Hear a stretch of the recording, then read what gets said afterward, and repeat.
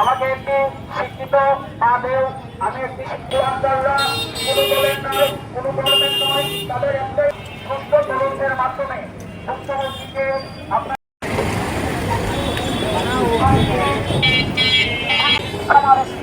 আপনারা জানেন এ দেশে আমরা সুখে শান্তিতে বাস করতে, তাই আমাদের তার বিচারের আওতায় এনে তার ফাঁসি দাবি করছি।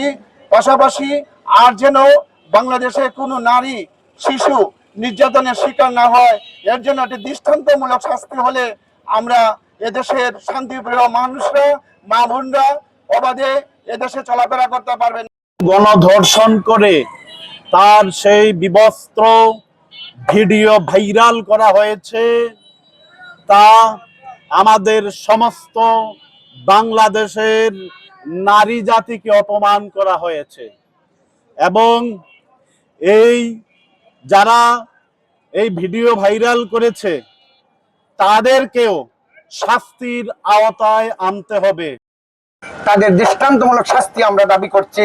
আপনাদের সকলের প্রতি প্রত্যাশা, রাষ্ট্র নামক যন্ত্রটি আজ জেগে উঠুক, অন্তত যে নির্যাতিত মানুষের পাশে দাঁড়িয়ে যেন তাদের বিচার নিশ্চিত করা যায়। মাকে, একজন মাকে যারা দর্শন করেছে, সারা বিশ্বের মাকে আমরা জানি অপমান করেছে, সেটার দাবিতে এবং শাস্তির জন্য আমাদের এই প্রতিবাদ সভা।